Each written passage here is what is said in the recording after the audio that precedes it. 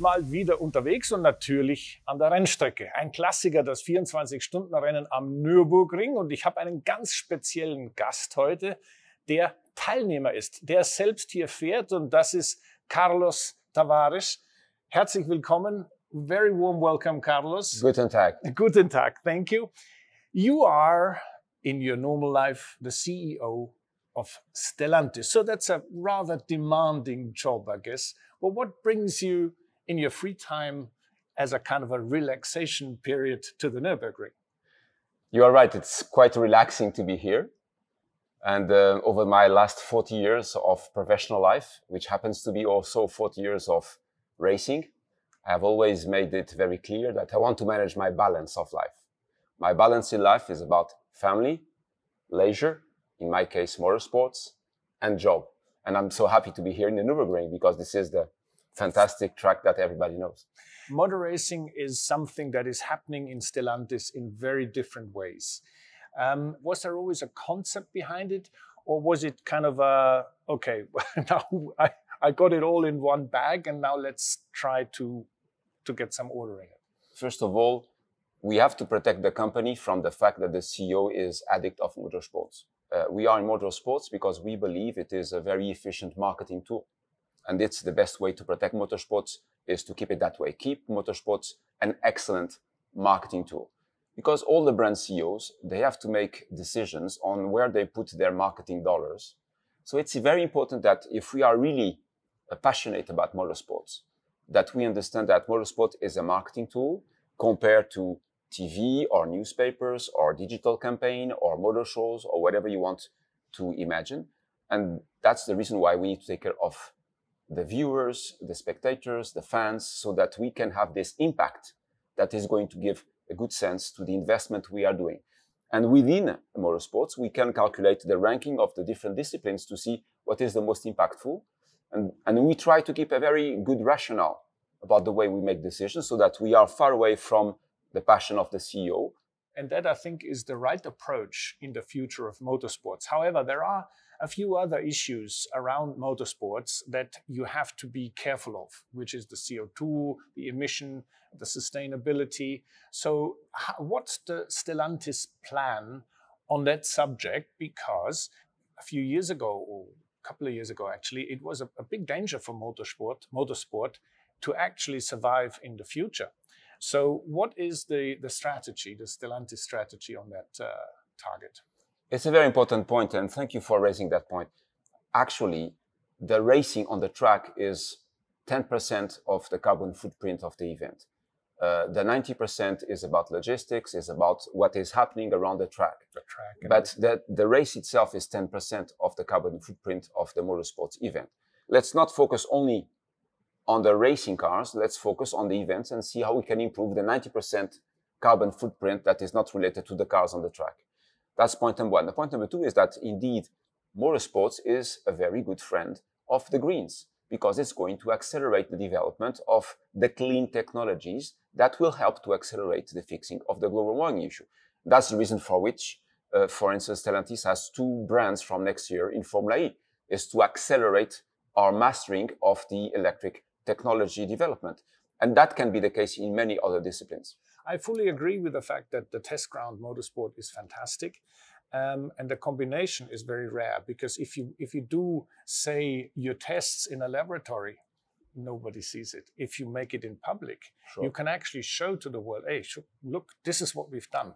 So let's talk about probably the most sophisticated and the most advanced way of motor racing as far as technology is concerned, which is your Peugeot hypercar, which is going to race in Le Mans. Tell us a little bit about the project in a few words on the, on the powertrain and all that, efficiency, and also on how is it coming together? How is testing going? How is development going?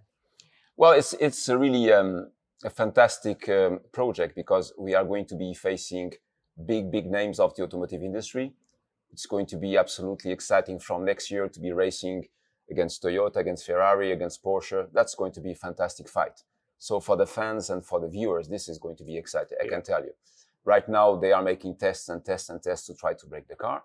The drivers seem to be quite happy with the fact that they are able to tune up the car in the direction where they feel comfortable and efficient in driving the car. So that's good. Of course, as always, and this is one of the limits of the WEC Championship, there are a little bit too many discussions on the background for the regulations and for the BOP and all of that. So I hope and trust that the regulators will keep that negotiation under part control, because we want to see it on the track, not in the meeting rooms. Yeah. And so far we are pushing to the limits to break everything we can break. And we'll be racing this year in 22 to prepare for 23, of course. Very good. So that was WEC, World Endurance Championship. What about the Formula One World Championship with Alfa Romeo? It came together as a kind of an idea, but I get the impression it's kind of coming closer and closer together between Alfa Romeo, a Stellantis brand, and the Sauber Formula One team to be one piece of Alfa Romeo in the World Championship. What are the plans there?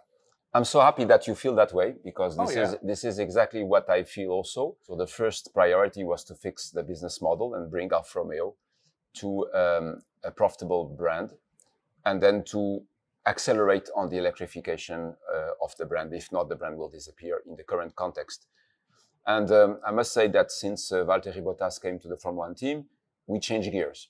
Yeah, it's a different world suddenly. Yeah. We changed gears. Now we're coming closer to the top of the middle of the pack, but not yet at the podium, of course. So how do we enter the top 6 club regularly is, of course, the challenge.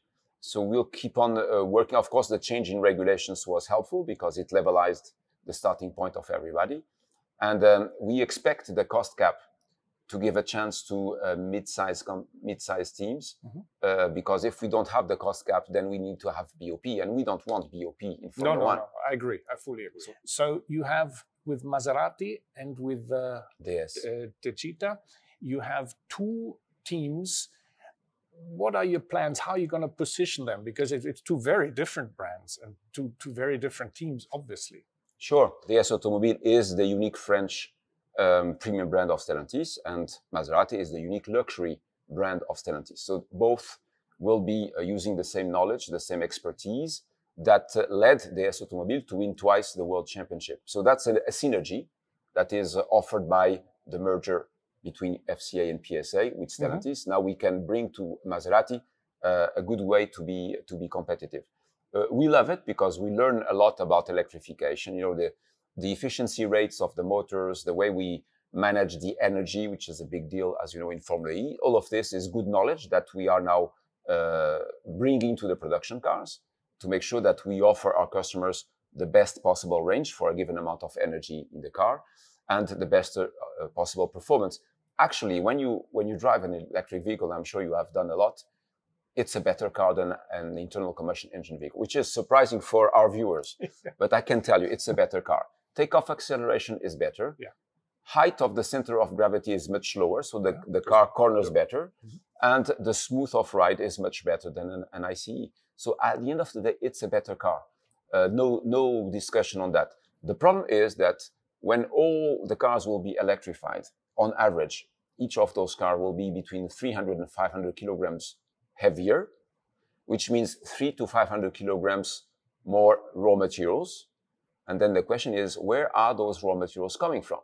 So the real question after we electrified all the mobility devices is, where are those 500 additional kilograms per car coming from in terms of raw materials? And I think that's going to be the big story. Of course, before that, you'll have the story of the energy. Do you produce enough clean energy to charge the batteries? That's also going to be a story. And then, of course, the specific materials of the chemistries. So I think it's a great direction that will soon lead to how do we make the electric vehicles lighter, which has been, as we both know, motor racing. Motor racing, eh? Here we go again. Here we go. So there is good opportunity for motor racing to lead the way and show the way from a technology standpoint. Well, thank you very much. You're welcome. That was a very nice, famous last words, basically. I wish you all the very best over the weekend. You have, it's time for the warm-up now. So you will do a reconnaissance lap or something to get used to it again. Und ich kann nur sagen, herzlichen Dank fürs Zuhören und einen Gast bei uns zu haben, der derartig pro Motorsport ist, aber der gleichzeitig auch, ich sage mal, nüchtern und analytisch genug ist, das umzusetzen in der wirklichen, echten Geschäftswelt. Das ist sehr selten und ich glaube, wir können uns auf viel schönen Stellantis Motorsport freuen. Dankeschön.